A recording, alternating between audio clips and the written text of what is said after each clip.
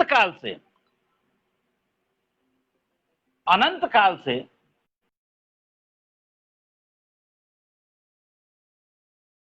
अनंत काल से हर युग में कोई न कोई संभूक रहदास आएगा। अनंत काल से हर युग में कोई न कोई संभूक रहदास आएगा, चेतना तुम में जगाएगा और अकेले ही वह अपने रण में मारा जाएगा। हमारी अगर चेतनाएं नहीं होंगी तो निश्चित रूप से जो लोग नेतृत्व के लिए आगे आ रहे हैं वो मारे ही जाते हैं। अतः अनंत काल से हर युग में कोई न कोई संभूक रहदास आएगा, चेतना तुम में जगाएगा और अकेले ही वह अपने रण में मारा जाएगा। फिर भी तेरी तंद्रा न टूटी है न टूटेगी, जितना चाहे दुनिया उतना तुमको लूटेगी। फिर भी तेरी तंद्रा न टूटी है न टूटेगी, जितना चाहे दुनिया उतना तुमको लूटेगी। उपदेश के सहारे रह जाते, एक नए द्रोणाचार्य मढ़ दिए जाते। उपदेश के सहारे रह जाते, एक नए द्रोणाचार्य मढ़ दिए जाते। कुछ वर्षों पहले एक महामानव आया। शिक्षा और ज्ञान का मार्ग बताया। शिक्षा और ज्ञान का मार्ग मुक्तिदाता ने बताया। कुछ वर्षों पहले एक महामानव आया, शिक्षा और ज्ञान का मार्ग मुक्तिदाता ने बताया। पर तुम्हें तो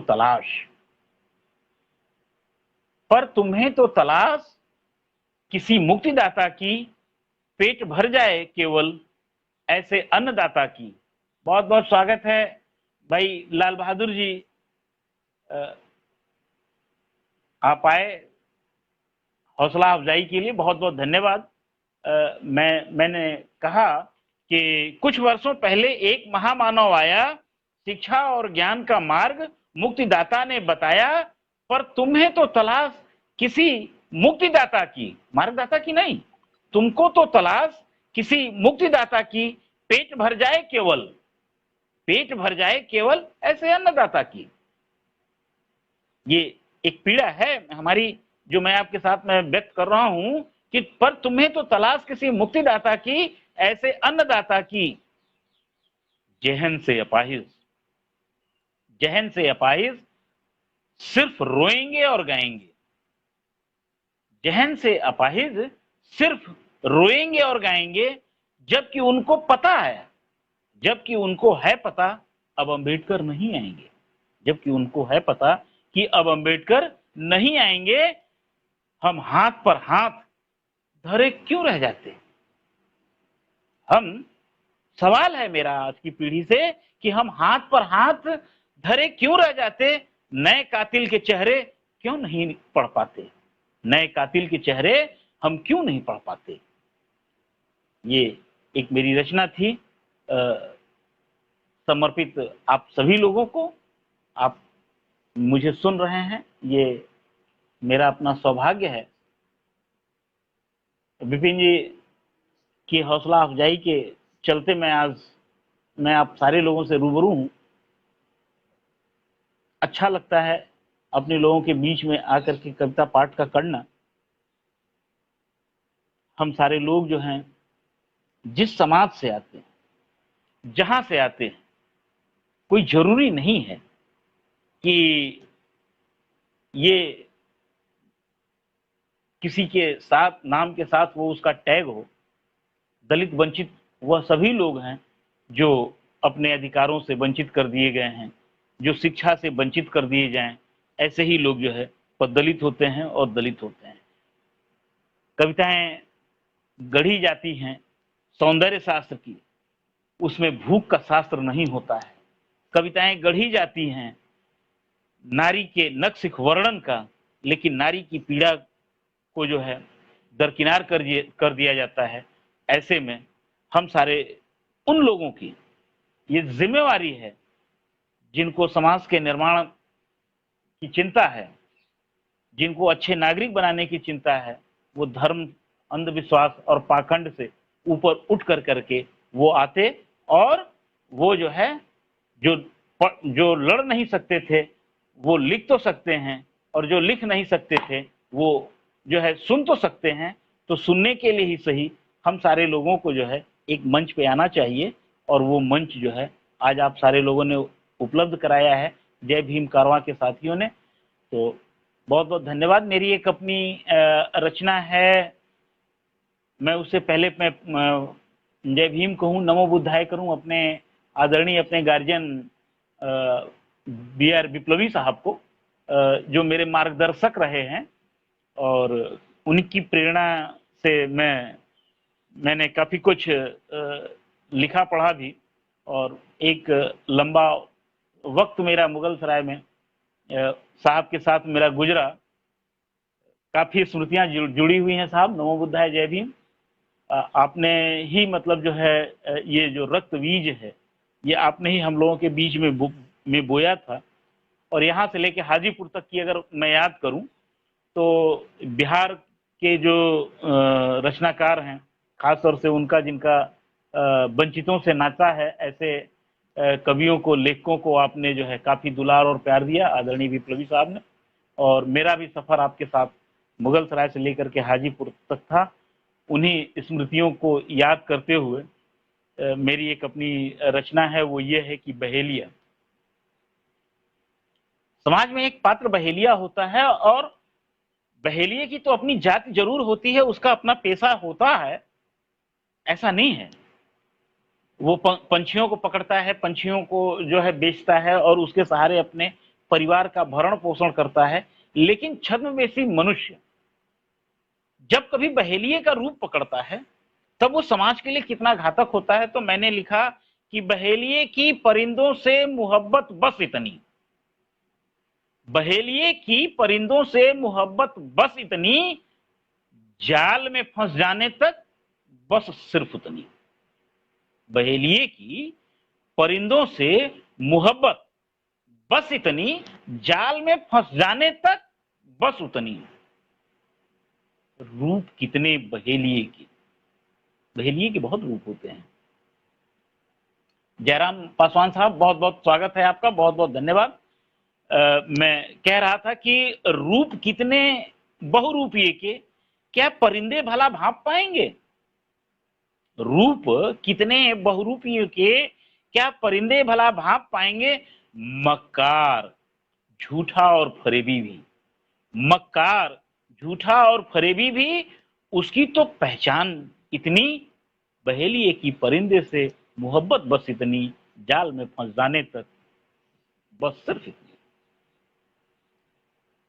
अगली रचना उसी के आगे मैं लिखता हूं कि बहेलिये के साथ क्या क्या होता है। जाल, दाना और मीठी बोली।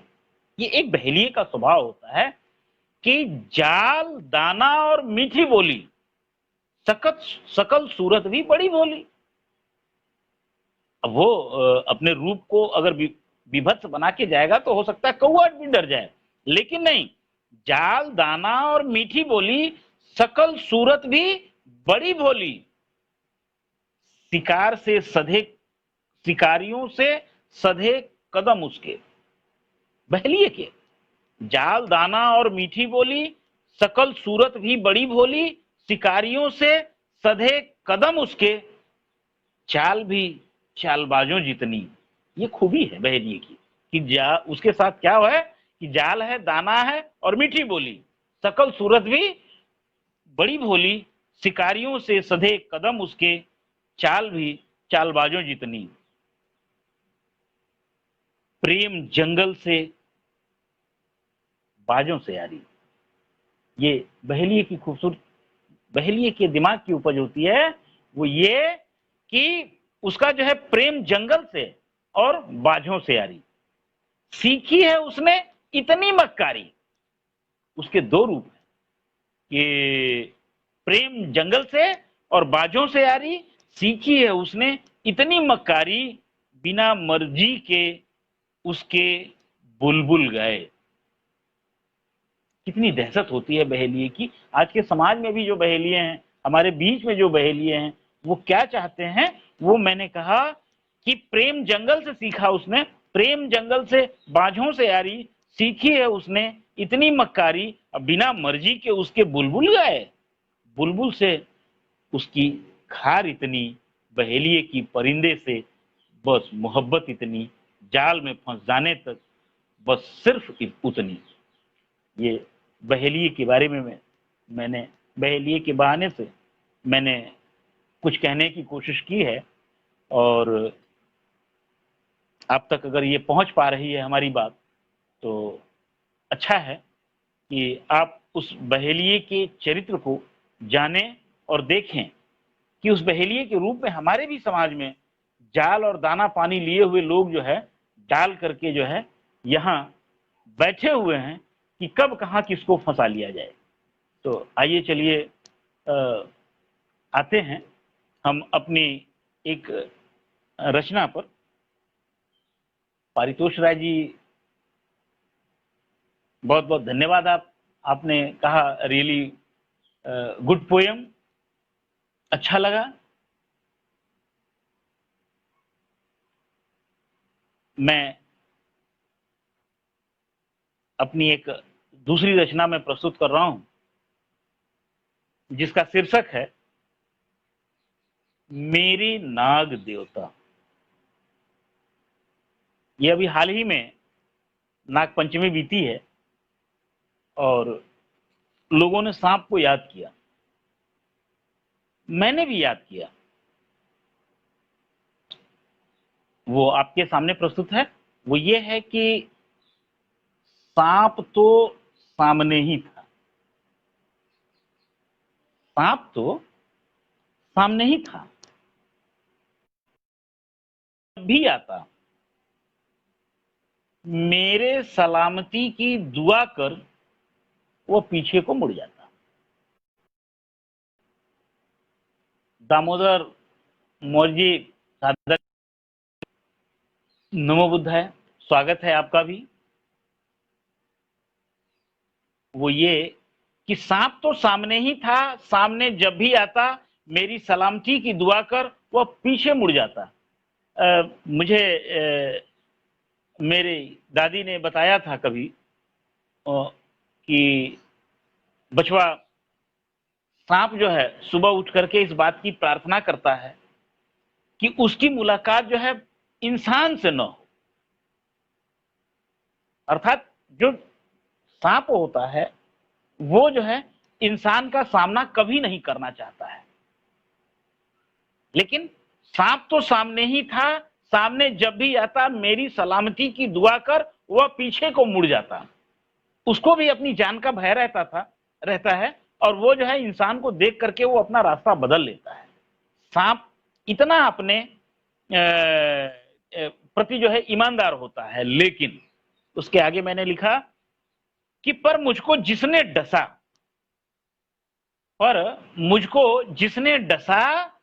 वह तो आदमी ही था,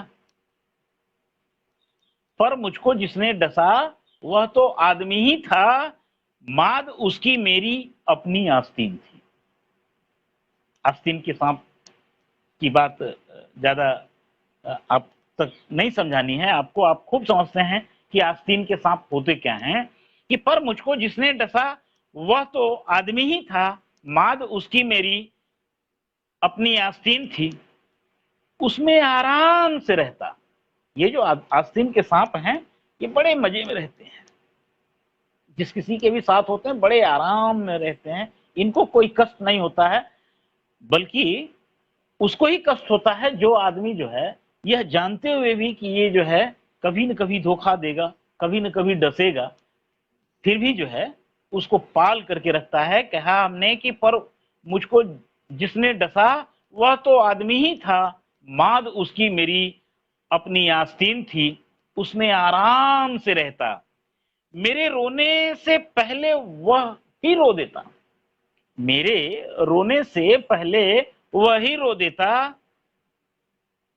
मतलब इतना जो आस्तीन का जो सांप होता है वो आपके सुख दुख दर्द का उसको पता होता है और उसके पास इतनी संवेदनाएं होती हैं कि वो आपकी हर बात को आपकी किसी भी दुख विपत्ति में आपसे ज्यादा दुखी होता है। ये उसका, उस आस्तीन के सांप का स्वभाव होता है कि पर मुझको जिसने डसा वह तो आदमी ही था, माद उसकी मेरी अपनी आस्तीन थी, उसमें आराम से रहता, मेरे रोने से पहले वह रो देता। लेकिन उसके आगे मैंने कहा कि अपनों ने मुझे ठगा था। आदमी को के पास जब आस्तीन के सांप जब होते हैं, उससे पहले मनुष्य कितना बेबस होता है। वो उसका एक चित्र आप देखें कि अपनों ने मुझे ठगा था, इसीलिए वह मेरा सगा था। अपनों ने मुझे ठगा था, इसीलिए वह मेरा सगा था। उससे इतना अपनापन था, उससे इतना अपनापन था, बगैर उसके सब सुनापन था। उससे इतना अपनापन था, उसके बगैर वो जब तक दिखाई नहीं देता सामने, और जब तक इस तरह के लोग ये 24 घंटा हमारे आसपास होते हैं, इर्द गिर्द होते हैं, और ये जो है अगर एक पल भी आंख से ओझल हो जाते हैं तो पूछना पड़ता है कि फलाने कहाँ गए। तो मैंने कहा कि उससे इतना अपनापन था, बगैर उसके सब सुनापन था। अब उस आस्तीन के सांप के स्वभाव की बात मैं करता हूं, इसके आगे की सुने। रक्त पीकर मेरा बड़ा हुआ, वो परजीवी होता है आस्तीन का सांप। रक्त पीकर मेरा बड़ा हुआ, मेरे ही सामने सीना ताने खड़ा हुआ। अब वह आस्तीन का सांप जैसे ही अपने गिरफ्त में वो ले लेता है आपको, तो उसके बाद क्या दशा होती है उस आस्तीन के सांप की कि रक्त पीकर मेरा बड़ा हुआ, मेरे सामने ही सीना ताने खड़ा हुआ, वह ऊंच हो गया। वह ऊंच हो गया और मैं नीच हो गया। रक्त पीकर मेरा बड़ा हुआ, मेरे सामने सीना ताने खड़ा हुआ, वह ऊंच हो गया और मैं नीच हो गया। तब से प्रतिवर्ष उसको दूध लावा चढ़ाता हूं।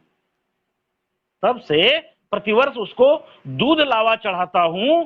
सर्प को ही इष्ट देव मान, सर्प को ही इष्ट देव मान नाग पंचमी मनाता हूं।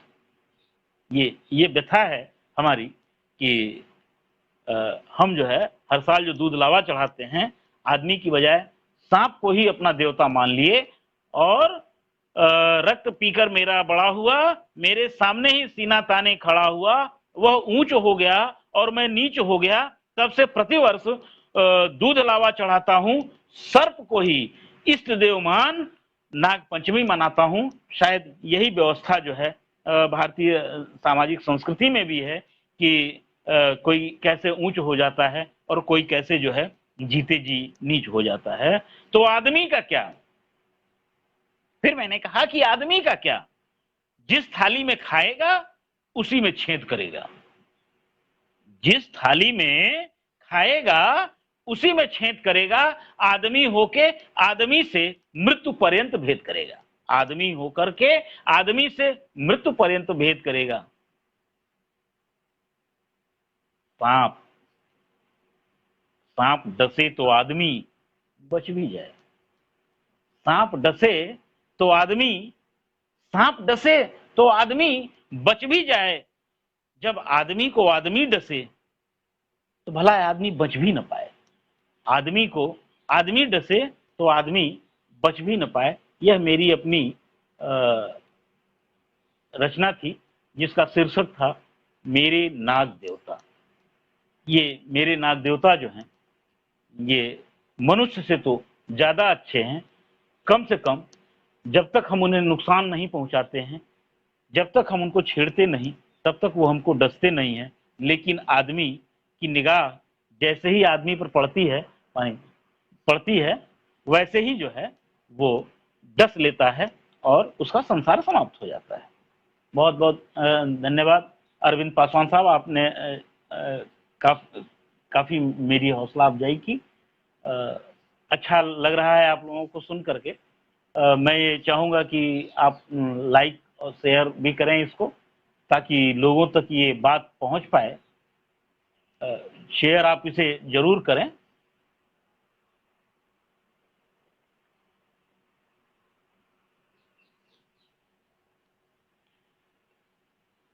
मेरी एक अगली कविता है दशरथ दाना। दशरथ दाना जो कविता है उसमें मैंने जिक्र दशरथ माझी की और दाना माझी की है। मैं इस कविता को पढ़ने से पहले मैं बताना चाहूंगा कि गया के दशरथ माझी को माउंटेन मैन कहा जाता है, और ये माउंटेन मैन ने अपने पत्नी के लिए जो है, जिसको दूर पहाड़ के उस पार जाकर के जो है उसे पानी लाने जाना होता था, और उसे काफी दूरी तय करनी पड़ती थी। पहाड़ की ऊंचाई पर चढ़ करके जाकर के पानी लाना थोड़ा मुश्किल होता था उस जमाने में। और उन्होंने अपने विवाह के 13-14 साल तक जो है उस पहाड़ को छेनी और हथौड़ी से काट करके, जो रास्ता 3 किलोमीटर 4 किलोमीटर लंबा था, उस रास्ते को उन्होंने 300 मीटर कर दिया। ये प्रेम था अपनी पत्नी के प्रति दशरथ माझी का, जो आज हैं, जिनके लिए भारत रत्न की मांग की जाती है कि उन्हें भी भारत रत्न दिया जाना चाहिए। ऐसे साहसी पुरुष को, जिसने प्रेम में ही सही, अपनी स्त्री के ही लिए ही सही, उन्होंने पहाड़ काट करके रास्ता बना दिया, जिससे जो है उस गांव के तमाम बहुओं को, तमाम लोगों को जो है क्या पानी की सुविधा उपलब्ध हुई, और वो आसानी से जाते और पानी अपना ले आते, कम समय लगता। महेंद्र भाई साहब भी जुड़े हुए हैं, बहुत बहुत स्वागत है महेंद्र भाई साहब। All India SC/ST railway employees association के जोनल सेक्रेटरी है महोदय, बहुत बहुत धन्यवाद, आभार आपका। ये माउंटेन मैन के रूप में दशरथ थे, जो पत्नी प्रेम में उन्होंने जो पहाड़ काटा। और एक ये घटना जून की है। एक दाना माझी हुआ करते थे, जो 20 किलोमीटर दूर अपनी पत्नी को दूर दराज के इलाके से ले जाकर के शहर में अपनी पत्नी का इलाज कराते हैं। और वो दाना माझी की पत्नी जब मर जाती है, तो वो उनका प्रेम देखें, वो वहां भी फेंक के अपनी पत्नी को आ सकते थे, लेकिन उन्होंने जो है अपनी पत्नी को गांव लाने की ठानी, और गांव ले आए। वो अपने कंधे पर लाद करके वो उस डेड बॉडी को ले आए। ये अपने ये उनका प्रेम था, जिसकी ऊंचाई जो है हिमालय से भी ज्यादा ऊंची थी। तो मेरे इस कविता के केंद्र बिंदु में माउंटेन मैन दशरथ माझी हैं, और एक जो है दाना माझी हैं। ये सुने, प्रस्तुत है। अगर ये कविता अच्छी लगे तो जरूर अपना आप कमेंट देंगे।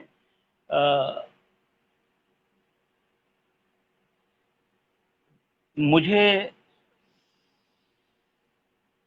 समझाने का बहुत बहुत धन्यवाद पारितोष राय जी। मैं बता रहा हूं, अरविंद पासवान जी ने एक अपडेट किया हुआ है कि 70 किलोमीटर दूर शहर की दूरी थी, 7 किलोमीटर में बदल गई थी वो उस पहाड़ के काटे जाने से। बहुत बहुत धन्यवाद अपडेट करने के लिए। मैंने लिखा कि स्त्री खूबसूरत होती, दशरथ दाना में लिखा मैंने कि स्त्री खूबसूरत होती अपने हर रूप में। स्त्री खूबसूरत होती चाहे जैसी भी हो, स्त्री खूबसूरत होती अपने हर रूप में, पुरुष अच्छा होता अपने हर प्रकार में।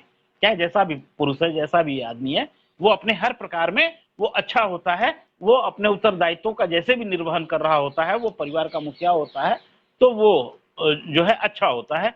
कि स्त्री खूबसूरत होती है अपने हर रूप में, पुरुष अच्छा होता है अपने हर प्रकार में। राह आसान करता अपने हम सफर का, राह आसान करता हम सफर का, पहाड़ को काटकर दशरथ माझी होता। राह आसान करता अपने हम सफर का, पहाड़ को काटकर दशरथ माझी होता। आसान नहीं युग में, आसान नहीं युग में एक दूजे का जीवन साथी होना आसान नहीं। इस युग में एक दूजे का जीवन साथी होना, कंधे पर ढोकर प्रेम को अमर कर देना, कोई ये बिरला ही उदाहरण है इस दुनिया का कि उसने अपने प्रेम को कंधे पर ढोया, अपनी पत्नी को। ये मोहब्बत है उन लोगों की अपनी पत्नियों के प्रति जिनको यह दुनिया जाहिल कहती होगी, जिनको दुनिया अनपढ़ कहती होगी, जिनको दुनिया गंवार कहती होगी, जिनको दुनिया जो है हे दृश्य भी देखती होगी उनके जोड़े को। इन आदिवासी जोड़ों की जो कथा है वो किसी पौराणिक महापुरुषों की कथा के आगे जो है इनकी कथा इतनी बड़ी है कि उनकी प्रेम कथाएं वो झूठी साबित होती हैं। उनको हमने देखा नहीं है, जाना नहीं है। हम तो दशरथ माझी और दाना माझी को देख रहे हैं कि आसान नहीं युग में एक दूजे का जीवन साथी होना, कंधे पर ढोकर प्रेम को अमर कर देना, साथ देना आखिरी मंजिल तक, शमशान तक पहुंचा देना। साथ देना आखिरी मंजिल तक, शमशान तक पहुंचा देना इतना आसान नहीं है किसी का दाना माझी होना। आसान नहीं है इतना किसी का दाना माझी होना। फिर मैंने दो पौराणिक पात्रों को मैंने लिया। मैंने कहा कि इनमें किसी पुरुषोत्तम सा नहीं दिखता एक भी चरित्र। ये दशरथ और दाना माझी में जो है वो किसी पुरुषोत्तम सा चरित्र नहीं दिखता। तो मैं कह रहा हूं कि इनमें किसी पुरुषोत्तम सा नहीं दिखता एक भी चरित्र, लेता नहीं अपनी सीता की कैसी भी परीक्षा। लेता नहीं अपनी सीता की कैसी भी परीक्षा। अगर ये चाहते कि मतलब अपने प्रेम को ये परखें, ये अपने प्रेम को परखते नहीं है, ये विश्वास करते हैं। कहता हूं कि इनमें किसी पुरुषोत्तम सा नहीं दिखता एक भी चरित्र, लेता नहीं अपनी सीता की कैसी भी अग्नि परीक्षा, और उसी से करता राड़। उसी से करता राड़ जो उसकी संगिनी है, उसी से करता राड़, रास भी उसी से। वो किसी और से रास नहीं का चाहता, उसी से करता राड़, रास भी उसी से। नहीं चाहता कृष्ण होना, नहीं चाहता कृष्ण होना आसान नहीं है हर किसी का। दशरथ और दाना माझी होना आसान नहीं है हर किसी का। दशरथ और दाना माझी होना। ये मेरी कविता थी, समर्पित थी उनको जिनके प्रेम को दुनिया नहीं जान पाई है। और इस बहाने में मैं प्रेम की उस पवित्रता को मैं आप तक मैं पहुंचा रहा हूं कि वो अपने जीवन साथी के प्रति वो कितने समर्पित थे। ये मेरी एक कविता थी। बहुत बहुत धन्यवाद।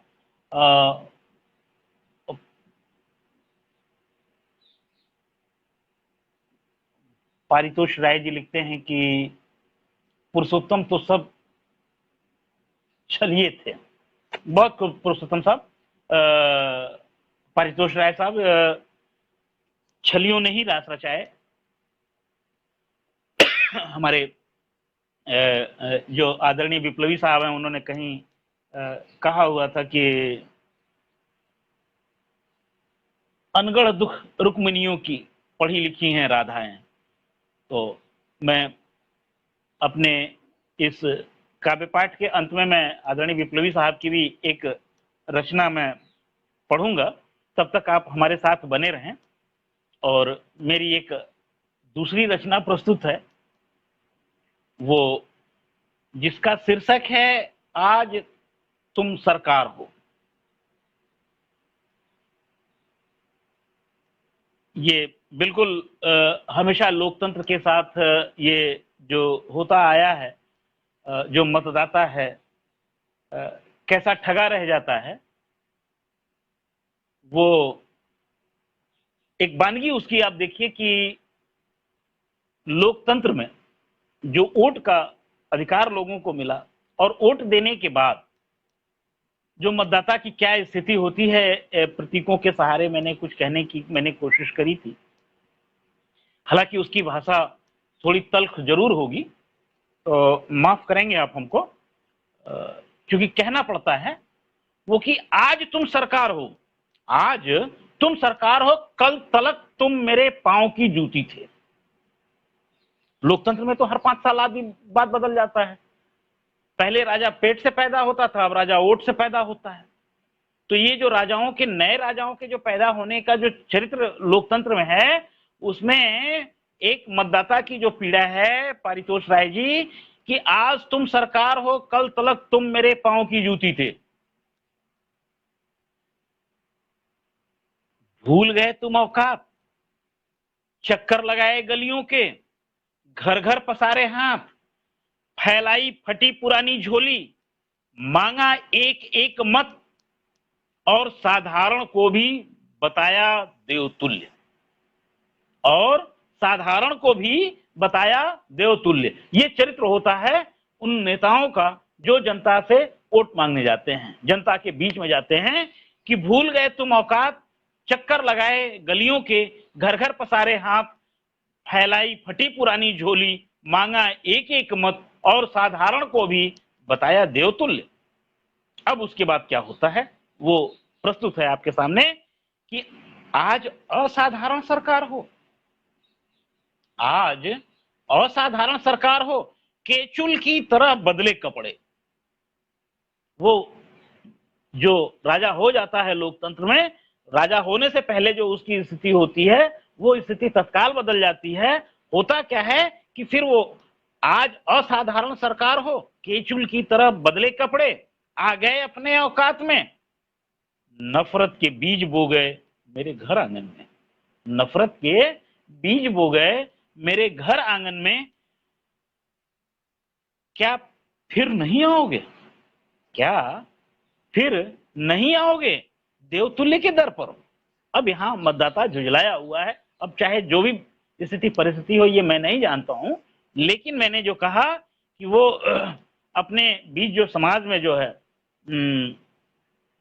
जो खाई है उसको चौड़ा करने में, अपने वोट बैंक को बनाने के चक्कर में, जिस तरह से समाज की जो सामाजिक संस्कृति है, जो सामाजिक समरसता है, जिस तरह से छिन्न भिन्न वो नेता कर देता है, वो उस पर मैंने लिखा कि आज असाधारण सरकार हो, केचुल की तरह बदले कपड़े, आ गए अपने औकात में, नफरत के बीज बो गए मेरे घर आंगन में, क्या फिर नहीं आओगे देवतुल्य के दर पर, क्या फिर नहीं आओगे देवतुल्य के दर पर। अब मतदाता वहां जो है अपने उस चुने हुए नेता को कहता है, आने से पहले जान लेना, आने से पहले जान लेना, कल भी और आज भी जब तक विधान रहेगा।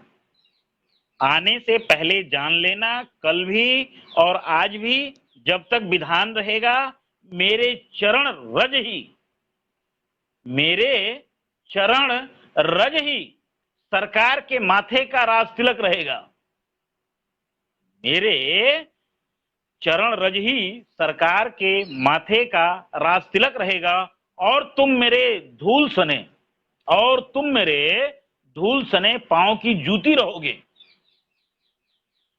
जब तक संविधान रहेगा, और तुम मेरे धूल सने पांव की जूती रहोगी जब तक संविधान रहेगा। यह खूबसूरती है संविधान की, कि उसने कहा कि मतलब आने से पहले जान लेना, कल भी और आज भी जब तक विधान रहेगा, मेरे चरण रज ही सरकार के माथे का राज तिलक रहेगा, और तुम मेरे धूल सने पांव की जूती। तो ये जूतों की भाषा थी। चर्चा जूतों की जब चली है,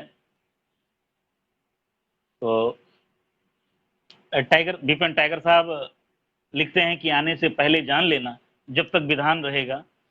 बहुत खूब, बहुत बहुत धन्यवाद। आदरणीय विप्लवी साहब ने हौसला अफजाई करते हुए लिखा कि केचुल की तरह बदले कपड़े। तो आप देख ही रहे हैं कि लोग कैसे बदल रहे हैं। जब मतदाता कहता है कि आज तुम सरकार हो, कल तलक तुम मेरे पांव की जूती थे, तो जूती जूतों की चर्चा चली है, तो चाहता हूं कि गजल के फॉर्मेट में मेरी एक जूते पर ही एक छोटी सी रचना थी।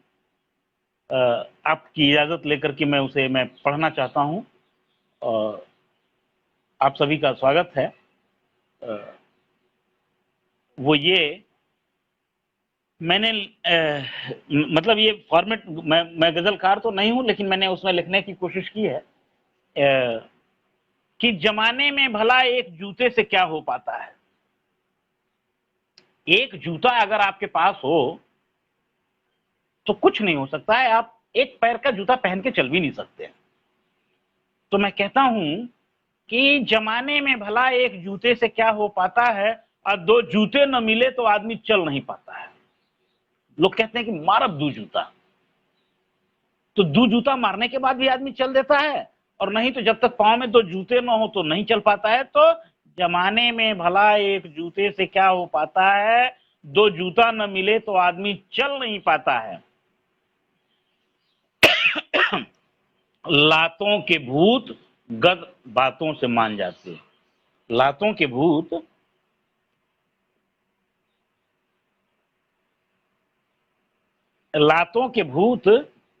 गर बातों से मान जाते तो जूते की भी औकात का पता चल जाता। लातों के भूत गर बातों से मान जाते तो जूते की औकात का पता चल जाता।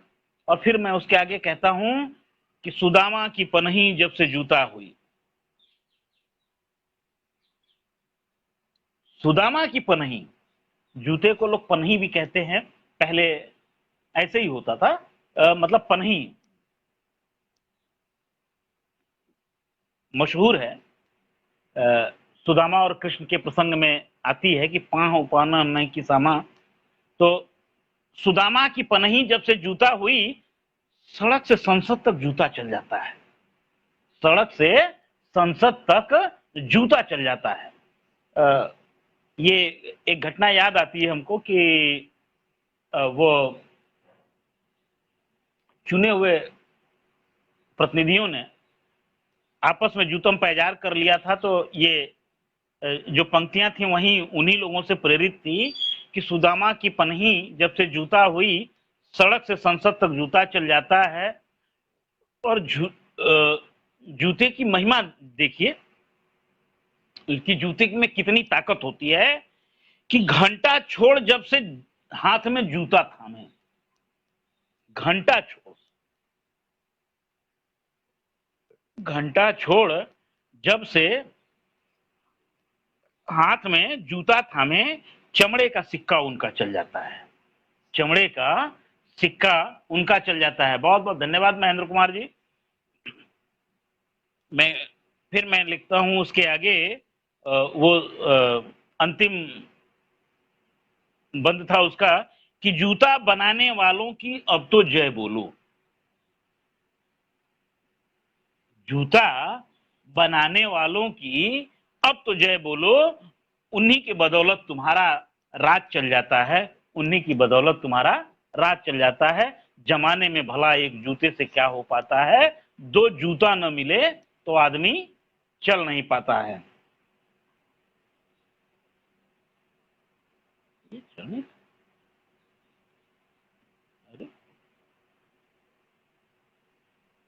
ये बहुत बहुत धन्यवाद। आप लोग बड़े ध्यान से सुन रहे हैं। समसामयिक रचनाएं हैं। मैंने भूख पे भी कुछ लिखने की कोशिश करी है इन्हीं गजल के ही फ्रेम में। वो ये एक रचना प्रस्तुत है और भूख को लेकर के जो लिखा हमने, वो ये कि भूख बहुत बड़ी होती है साहिब। भूख भूख किसी को जीने नहीं देती है। अगर भूख लगी हो तो फिर आदमी तिलमिला के रह जाता है, और अगर उसकी क्षुधा शांत नहीं हुई तो उसकी जान भी जा सकती है। लेकिन भूख का जो इतिहास है, भूख का जो भूगोल है, वो ये होता है कि उस पेट की भूख को मिटाने के लिए आदमी जो है कुछ भी करने के लिए तैयार होता है। तो भूख बहुत बड़ी होती है साहिब। भूख भूख बहुत बड़ी होती है साहेब, हर गम दर्द भुला देती है।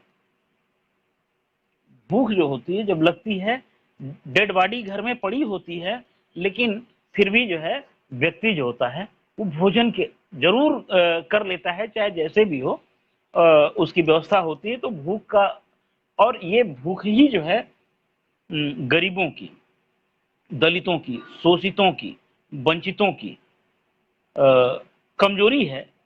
और सरकारों का, या चाहे उन लोगों का जो समाज का प्रतिनिधित्व करते हैं, उनकी ये मंशा रहती है कि इनको भरपेट भोजन न मिले और उन्हें जो है भिखारी बनाए रखने में ज्यादा सहूलियत रहती है कि उनके राजकाज चल जाएं।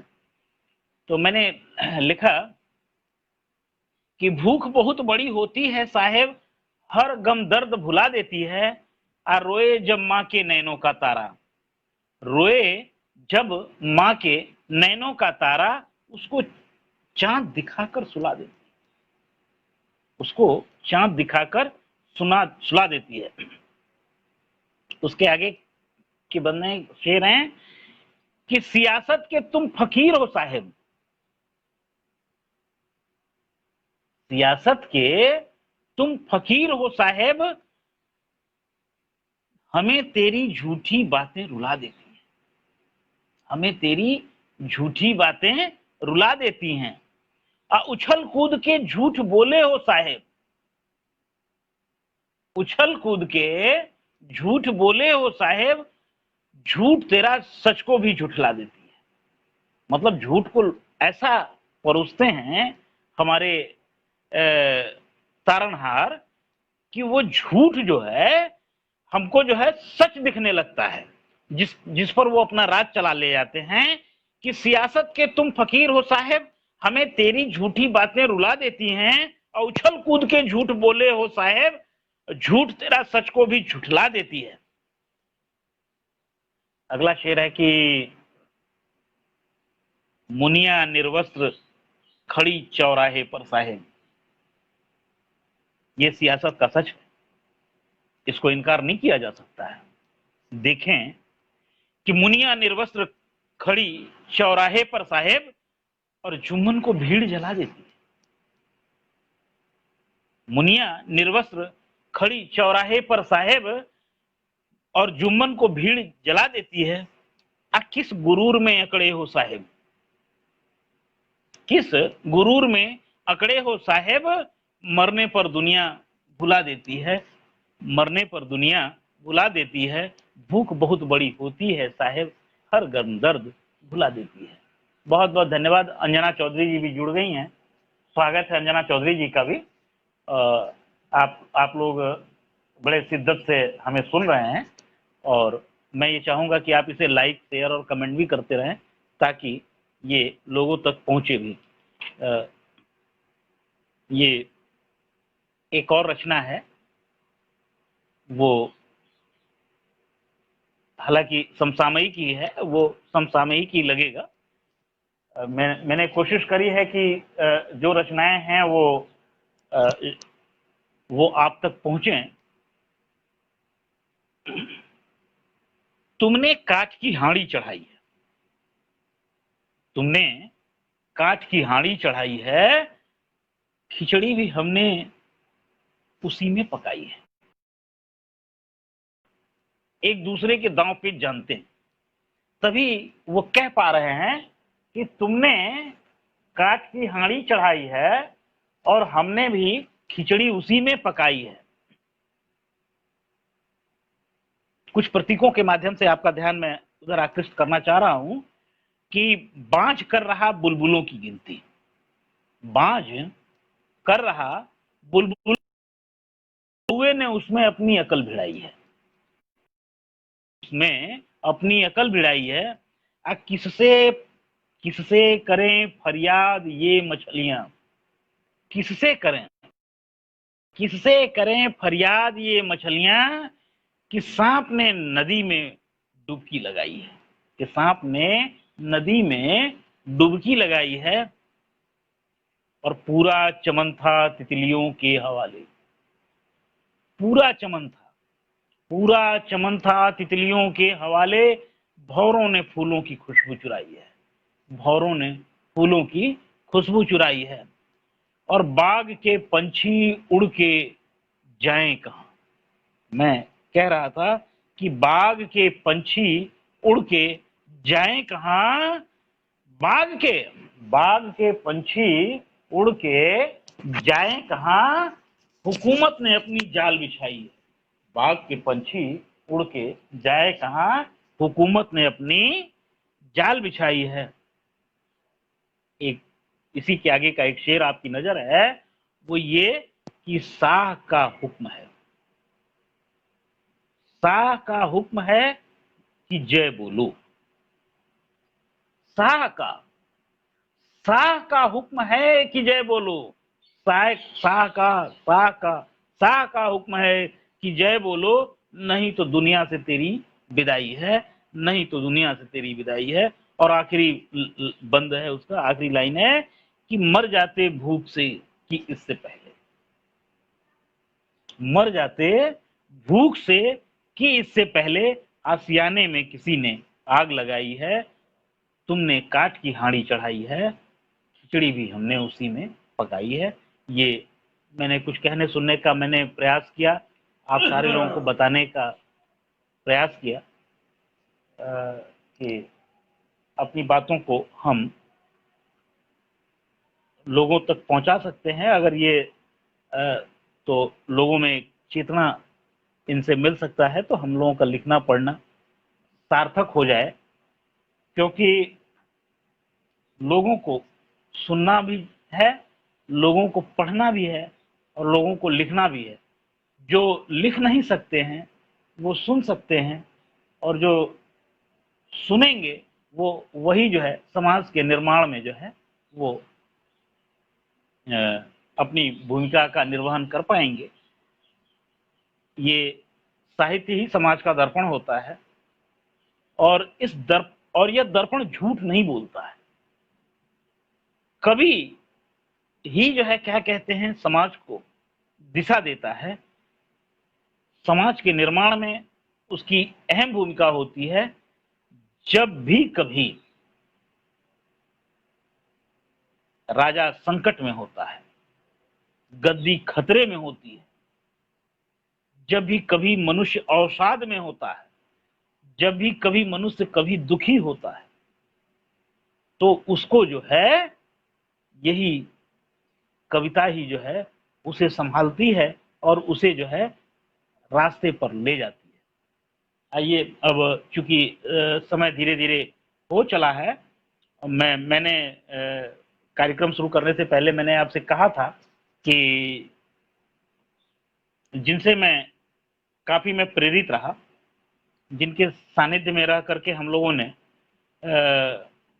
लिखा पढ़ा, लिखना पढ़ना सीखा, ऐसे हमारे मार्गदर्शक और पथ प्रदर्शक आदरणीय BR विप्लवी साहब, जो भारतीय रेल के नक्षत्र में एक चमकते हुए सितारे हैं।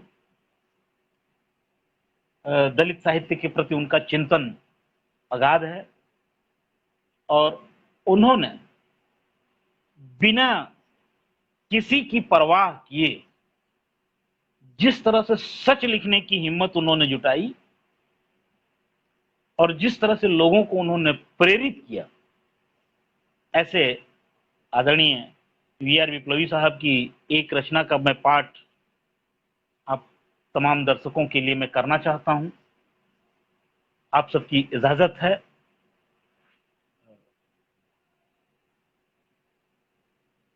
दलित साहित्य की गद्य की विधा हो, चाहे काव्य की विधा हो, बड़े ही मारक, हृदय को बेध देने वाले उद्गारों से लवरेज पंक्तियों के रचयिता आदरणीय BR विप्लवी साहब। उनकी एक रचना है, गजल है, गजल के फॉर्मेट में है, अच्छा लिखते हैं, उनके मुंह से सुनना ज्यादा अच्छा लगता। लेकिन मैं चाहूंगा कि ये जय भीम कारवां का जो अगला सेशन हो उसमें आदरणीय बी आर विप्लवी साहब जुड़े, तो आप काफी कुछ उनसे सीख पाएंगे, समझ पाएंगे।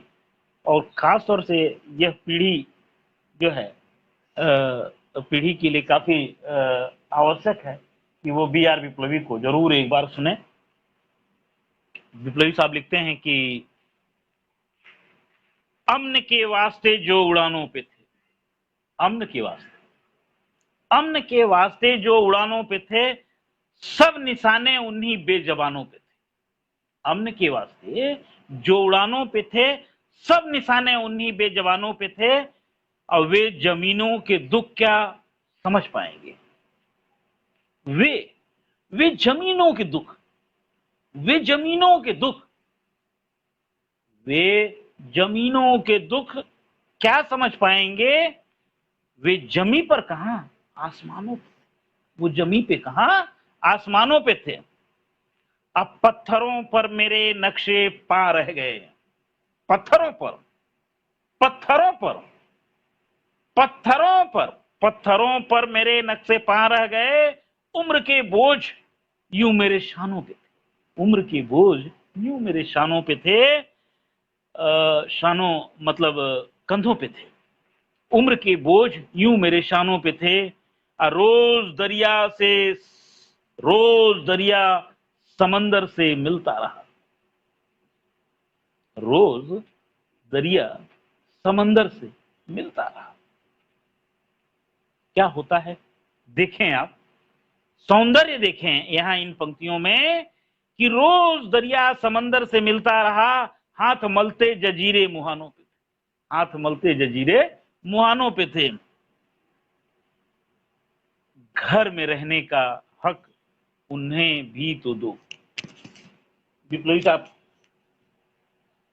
ने हमेशा समाज के अंतिम व्यक्ति की व्यथा को, उसके दर्द को उन्होंने जिया भी है, भोगा भी है और लिखा भी। लिखा उन्होंने कि घर में रहने का हक उन्हें भी तो दो, पुष्ट दर पुष्ट जो पायदानों पे थे, पुष्ट दर पुष्ट जो पायदानों पे थे। अगला शेर आपकी नजर है वो ये कि कोई दीवार भी जिसकी पुख्ता न थी, कोई दीवार भी जिसकी पुख्ता न थी, रुत के माने मौसम के, रुत के कोई दीवार भी जिसकी पुख्ता न थी, रुत के एहसान उन मकानों पे। सोच लें आप क्या लिखते हैं विप्लवी साहब कि कोई दीवार जिसकी पुख्ता न थी, रुत के एहसान उन मकानों पे थे। और अंतिम बंद है उसका, शेर का, गजल का, कि विप्लवी जुल्म ऊंचे घरों ने किए, विप्लवी जुल्म ऊंचे घरों ने किए और इल्जाम निचले घरानों पे थे। क्या बात है, और इल्जाम निचले घरानों पे थे। अमन के वास्ते जो उड़ानों पे थे, सब निशाने उन्हीं बेजबानों पे थे। ये विप्लवी साहब की रचना थी, उसे मैंने बिल्कुल मैंने आपके सामने मैंने प्रस्तुत किया। आप सारे लोगों ने धैर्य से सुना, पूरे 1 घंटे आपने हमें झेला, इसके लिए मैं बहुत बहुत साधुवाद, बहुत बहुत धन्यवाद करता हूँ। धन्यवाद करता हूँ आदरणीय शैली किरण जी का, जिनके तकनीकी सहयोग से ये आज का कार्यक्रम प्रस्तुत हो गया। आभार व्यक्त करता हूँ विपिन टाइगर जी का, और उन तमाम दर्शकों का, पासवान साहब का, आदरणीय विप्लवी साहब का, और उन तमाम दर्शकों का जिन्होंने मुझे सुना, मेरा हौसला अफजाई किया। और बहुत अच्छा लगा आप सबके साथ मिलकर के। फिर कभी अगर मौका लगा तो फिर हम आपके साथ जुड़ेंगे। बहुत बहुत साधुवाद, धन्यवाद, नमो बुद्धाय, जय भीम।